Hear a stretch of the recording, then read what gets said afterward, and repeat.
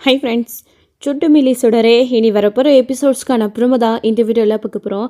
வாங்க ஃப்ரெண்ட்ஸ் பார்க்கலாம். இவ்வளோ நாளாக கர்ணாவோடைய எல்லைக்குள்ளேயே வெற்றி இருந்ததுனால கர்ணா பெருசாக வெற்றியை பற்றி எந்த ஒரு தப்பானமோ நோக்கம் இல்லாமல் இருந்தார். ஆனால் கர்ணா எப்போ அபியை கொஞ்சம் கொஞ்சமாக டார்ச்சர் பண்ண ஆரம்பிச்சிட்டாரோ, வெற்றிக்கு சில உண்மைகள் எல்லாம் தெரிய வந்துச்சோ, கர்ணா தான் கடத்தி வச்சது, கர்ணா தான் அபியை கொலை பண்ணது, ஜெயிலில் துப்பாக்கியால் சுட்டது கர்ணா தான் அப்படின்னு தெரிஞ்சதுக்கு அப்புறமா வெற்றி எதிர்த்து கேள்வி கேட்க ஆரம்பிச்சிட்டாங்க. நீ எந்த ஒரு பிரச்சனைகளையும் பண்ணக்கூடாது அப்படின்னு. அது மட்டும் இல்லாமல் கண்ணுக்கு தெரிஞ்சே ஏன் அபியை கர்ணா கொலை பண்ணணும் அப்படின்ற ஒரு ஏக்கமும் கூட தான் வெற்றி ஏன்னா தன்னை அறியாமையே லவ் பண்ணியிருக்காரு, ஒன்றா சேர்ந்து வாழ்ந்துருக்கிறாரு. அதனாலேயே ஒரு சின்ன ஏதோ ஒரு ஓரத்தில் கூட அவங்களுக்கு 1000 கோபங்கள் இருந்தாலையும் அவர் சாகணும் அப்படின்னு வெற்றி நினச்சது கிடையாது.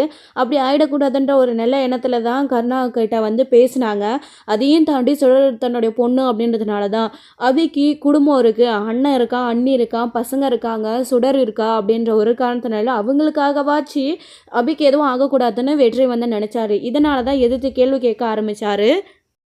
அது மட்டும் கிடையாது, இப்போது அபிகிட்ட சுடர்கிட்ட பேசணுன்றதுக்காக தான் அவங்க 2 பேரும் மீட் பண்ணி பேசிக்கினாங்க. ஆனால் எப்படியோ அந்த விஷயம் கர்ணாக்கு தெரிஞ்சிடுச்சுன்றதுனால அபியோடைய பார்வதியோட கொலை விஷயத்தை பற்றி பேச போனேன், என்ன நடந்துச்சு ஏது நடந்துச்சுன்னு வெற்றி அதிலிருந்து சமாளிக்கிறதுக்காக ஒரு விஷயம் சொன்னார். ஆனால் எங்கே அதை பற்றி வெற்றி பேச ஆரம்பித்தானா, நடந்தது என்னன்னு தெரிஞ்சுக்க ஆரம்பிச்சிட்டானா, ஒருவேளை அந்த அபி வெற்றிக்கிட்ட உண்மைகளை சொல்லிட்டா என்ன ஆகும், அன்றைக்கி என்ன நடந்ததுன்னு ஆராய்ச்சி பண்ண ஆரம்பிச்சிட்டான்னா உண்மை வெளியில் வந்துடும், ஸ்வேதாவுக்கும் இவருக்கும் கல்யாணம் நடக்காது அப்படின்ற ஒரு நோக்கத்தில் இப்போது வெற்றியை கொலை பண்ணணும்னு சொல்லிட்டு முடிவு பண்ணிட்டாரு. அதுக்காக ஆளியும் ஏற்பாடும் பண்ணிட்டாரு. அடுத்த நாள் நம்ம வெற்றி எதையும் பெருசாக எடுத்துக்காமல் இப்போது சுடரை பார்க்கறதுக்காக ஸ்கூலுக்கு கிளம்பி போயிட்டுருக்காங்க. சுடர் காலையில் ஸ்கூலுக்கு போயிட்டு இருக்கும்போது வெற்றி அவங்கள பார்த்து பேசுகிறாங்க. அவங்களுக்கு பிடிச்சதெல்லாம் வாங்கி கொடுக்குறாங்க. ஸ்நாக்ஸ் எல்லாம் சுடரும் அதை வாங்கிக்கிட்டு ரொம்பவே சந்தோஷமாக திரும்பவும் அம்மு உங்ககிட்ட பேச சொன்னது எனக்கு ரொம்ப ரொம்ப சந்தோஷமாக இருக்குது, அம்மு இப்படி பண்ணுவாங்க நான் நினச்சி கூட பார்க்கல அப்படின்னு. சுடர், உன் அம்முக்கு உலகம் நீ, அதே மாதிரி தானே உனக்கும் அம்மா உலகம், நீ உடம்பு சரியில்லாமல் போய் என்கிட்ட பேசாமல் கஷ்டப்பட்டதுனால தான் அம்மு பேச அனுமதி கொடுத்துருக்குறாங்க அப்படின்ற மாதிரி வெற்றி சொல்கிறாங்க. ஆமாம், அம்மு எனக்காக என்ன வேணாலும் செய்வாங்க அப்படின்னு. அதுக்காகவும் நீ ரொம்ப அடம் பிடிச்சி அம்முவை டார்ச்சர் பண்ணக்கூடாது, ஏற்கனவே அவங்க உடம்பு சரியில்லாமல் இருக்காங்கல்லன்னு வெற்றி சொல்லவும், சரிங்க கேப்டன் நான் புரிஞ்சுக்கிறேன்னு சுடரும் அதை புரிஞ்சுக்கிட்டாங்க. இப்போது சுடர் பார்த்தீங்க அப்படின்னா, வாங்க கேப்டன் அங்கிள் என்னை கூட்டிகிட்டு போய் ஸ்கூலில் விடுவீங்க அப்படின்னு சொல்கிறாங்க. சரி சுடர் போகலாமான்னு அவங்க யோசிக்கும் போது கரெக்டாக இன்னொரு சைடு இங்கே கர்ணா திரும்பவும் அந்த ரவுடிங்களுக்கு கால் பண்ணி, என்னடா சொன்ன மாதிரி கரெக்டாக பிளான் பண்ணிட்டீங்களா அப்படின்னு. அதெல்லாம் பக்காவாக பிளான் ரெடியாக இருக்குண்ணே, ஆனால் வெற்றி தான் இன்னும் ஆளே காணோம் அப்படின்னு. என்னென்னு தெரியலையே, அவன் அங்கே வில்லுக்கு போகிறேன்னு சொல்லிட்டு தான் வந்தான், ஆனால் அங்கே வராமல் எங்கே போயிருப்பான், இந்நேரத்துக்கு வந்திருக்கணுமே அப்படின்னு கர்ணா யோசிச்சுட்டு, சரி நீ வேணா ஒன்று பண்ணு, அந்த பக்கம் அவன் வரலைனா வேறு ஏதாச்சும் வேலையாக போயிருக்கலாம், நீ அவனுக்கு கால் பண்ணி இந்த மாதிரி எமர்ஜென்சின்னு சொல்லிட்டு வர வச்சு நான் சொன்ன பிளான் மாதிரி கரெக்டாக முடிச்சிடு அப்படின்றாங்க. சரி நான் ஓகேண்ணா அப்படின்னு சொல்லிட்டு காலையும் கட் பண்ணிடுறாரு கர்ணா.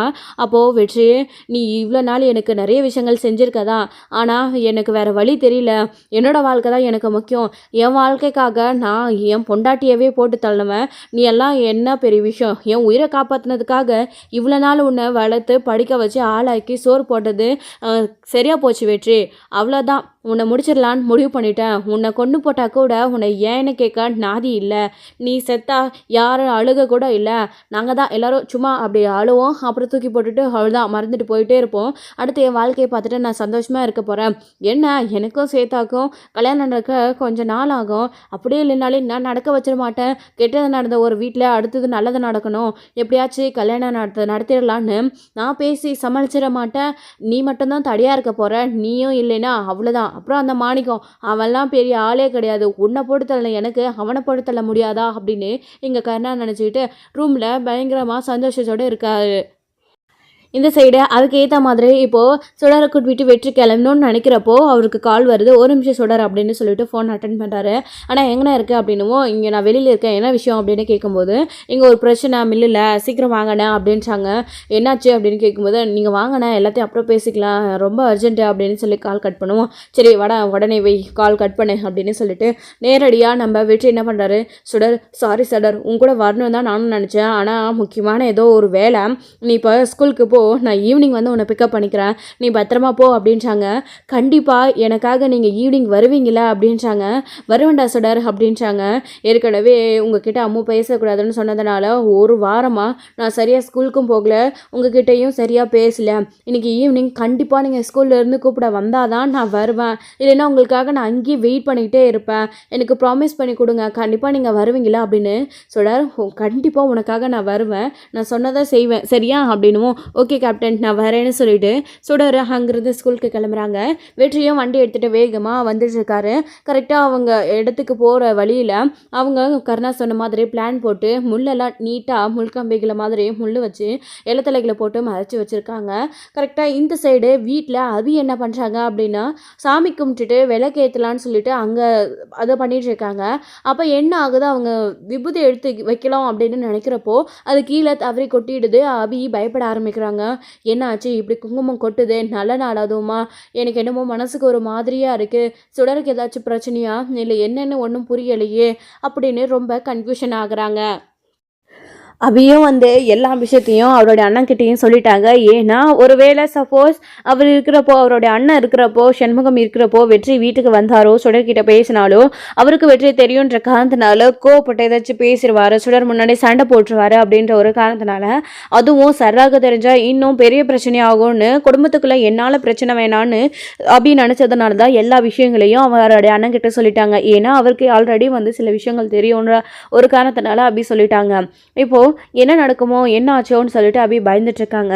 அப்புறம் அதை எடுத்து கீழே வச்சுட்டு, என்னாச்சு கடவுளே, ஏன் இப்படியெல்லாம் நடக்குது, இத்தனை நாள் இல்லாமல் மனசு ஒரு மாதிரி படபடப்பாக அடித்து துடிக்குது, எந்த பிரச்சனை வந்தாலையும் அதிலேருந்து எல்லாரையும் நீ தான் காப்பாற்றணும், சிலருக்கும் சரி மற்றவங்களுக்கும் சரி எதுவும் ஆகிடக்கூடாது, நீ தான் காப்பாற்றணும், என் அண்ணன் அண்ணி குடும்பத்தில் இருக்கிறவங்க யாருக்கும் எந்த பிரச்சனையும் வந்துடக்கூடாது, எல்லாருமே நல்லா இருக்கணும், நான் எந்த தப்புமே பண்ணலை, எனக்கு கொடுத்த தண்டனையே போதும், அதிலிருந்து நான் வெளியில் வந்துடணும், அதுக்காக நீ தான் எனக்கு துணையாக இருக்கணும், திடீர்னு இப்படியெல்லாம் நடக்குது, நான் என்ன தப்பு செஞ்சேன், எனக்கு துணையாக நில்லு கடவுளேன்னு அபி ஒரு பக்கம் சாமியை வேண்டிகிட்டு இருக்காங்க. திரும்பவும் விளக்கேற்றி சாமிக்கிட்ட வேண்டிக்கிறாங்க.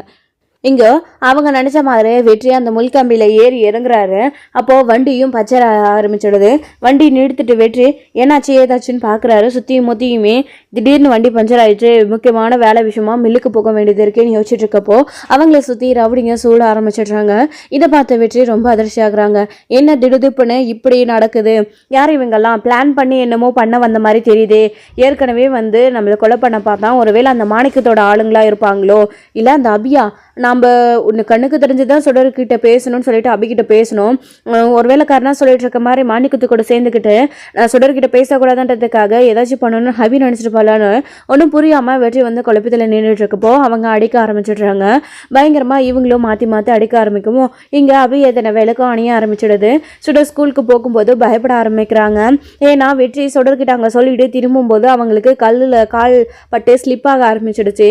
அப்போவே சுடர் கேப்டன் நீங்கள் பார்த்து போங்க, இல்லைன்னா நீங்கள் இப்போ போகாதீங்கன்னு தடுத்தாங்க. இல்லை கண்டிப்பாக நான் போய் ஆகணும் சுடன்னு சொல்லிட்டு தான் வெற்றி ஈவினிங் கூப்பிட வருவேன்னு சொல்லிட்டு போயிருக்கிறாரு.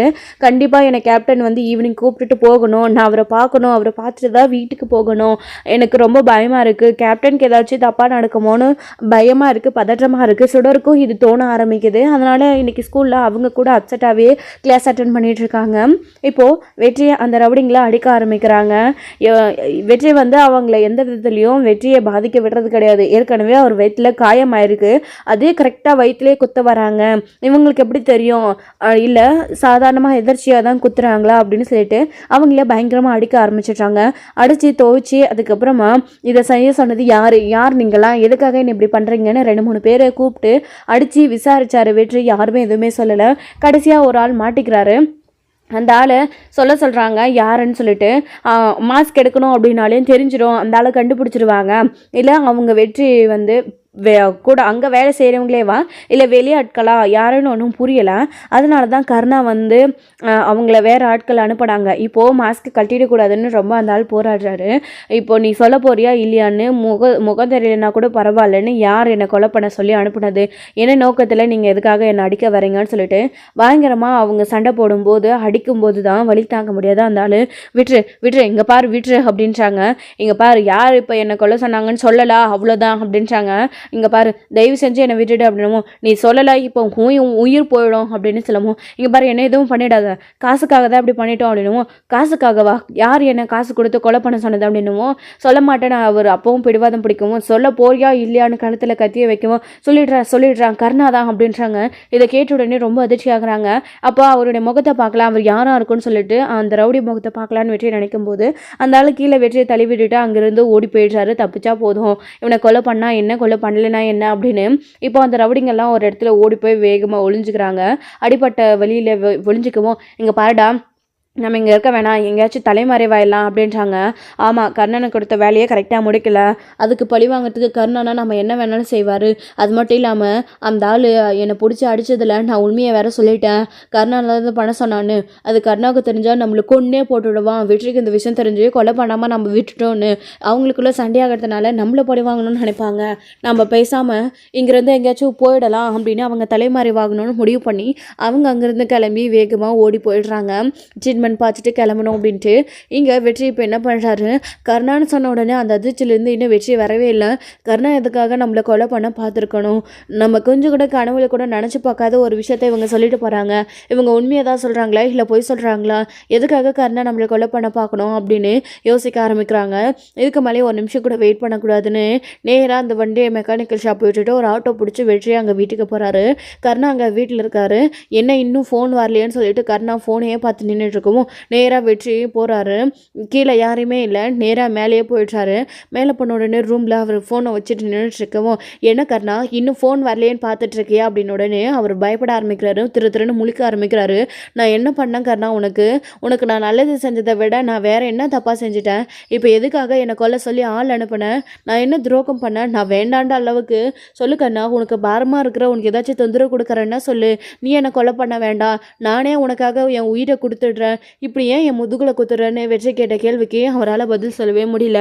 டே வெற்றி, என்னடா சொல்கிற, நான் உன்னை கொலை பண்ண பார்த்தனா, சும்மா பேசிகிட்டு இருக்காதடா, நீ என்னமோ பேசிகிட்டு இருக்க, ஆமாம் என்னாச்சு உனக்கு, என்னமோ ஒரு மாதிரியாக இருக்க, சட்டையெல்லாம் கிழிஞ்சிருக்கு, என்னாச்சு, ரத்தமாக இருக்குது நெத்தியில் வேற, என்னாச்சுன்னு பயப்பட கேட்டுகிட்டே இருக்கவும், இங்கே பார் கர்ணா, நீ தான் என்னை கொலை பண்ண சொன்னான்னு என்னை அடிக்க வந்த ஆளுங்க சொல்லிட்டாங்க, நான் என்ன தப்பு பண்ணேன், இங்கே பாரு நான் என்ன அபிக்கிட்ட இப்போது அப்பப்போ நான் அடிக்கடிக்க மீட் பண்ணி பேசிக்கிறேன், அபியை நான் காப்பாற்றிட்டேன்ற ஒரே காரணத்தினால நீ என்னை கொலை பண்ணணும்னு முயற்சி பண்ணிட்டியா, இங்கே பார் கர்ணா, எத்தனை ஜென்மம் எடுத்தாலும் சரி அவள் கூட கூட்டு சேர்ந்துக்கிட்டு நான் ஏதாச்சும் பண்ணணுன்ற அளவுக்கு, நான் உனக்கு துரோகம் பண்ணணுன்ற அளவுக்கு நான் அப்படிப்பட்ட துரோகி ஒன்றும் கிடையாது, அவகிட்ட நான் பார்த்து பேசினது எல்லாமே பார்வதி அக்காவோட கொலை விஷயத்தில் என்ன நடந்துச்சுன்ற தெரிஞ்சுக்கிறதுக்காக தான்.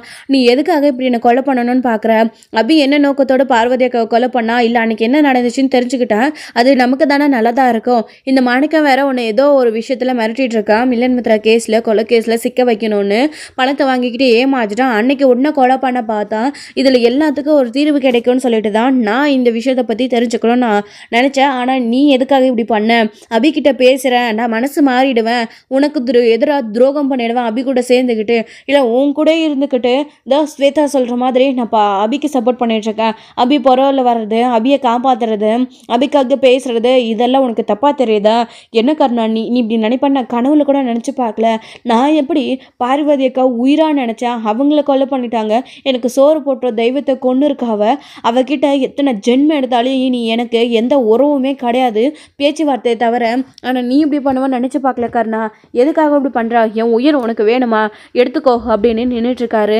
டே வெற்றி, நீ ஏதோ தப்பாக புரிஞ்சுட்டு பேசிகிட்டு இருக்கா, அந்த மாதிரிலாம் நான் நினைக்கலடா, எனக்கும் சீதாவுக்கும் கல்யாணம் ஃபிக்ஸ் பண்ணியிருக்காங்க, நம்ம எல்லாருமே கல்யாண வேலையை சந்தோஷமாக பார்த்து எனக்கு கல்யாணம் நடந்து மகேஷ்க்கு ஒரு துணை கிடைக்கணும்னு பார்வதியை செத்த இடத்துக்கு ஸ்வேதா வந்து அதை ஃபில் பண்ணி நம்ம மகேஷை நல்லபடியாக வளர்க்கணும்னு தான் நான் நினச்சிட்டு இருக்கேன், உன்னை போய் கொலை பண்ணணும்னு நான் நினைப்பேனாடா அப்படின்றாங்க. அப்புறம் எப்படி கர்ணா, வந்தவங்க உன் பேர் சொன்னாங்க, என்ன எனக்கு யாரும் இல்லை, கொன்று போட்டால் கூட என்னை கேட்க ஆள் இல்லைன்னு சொல்லிட்டு இப்படியெல்லாம் பண்ணுறியா அப்படின்னுவோம்.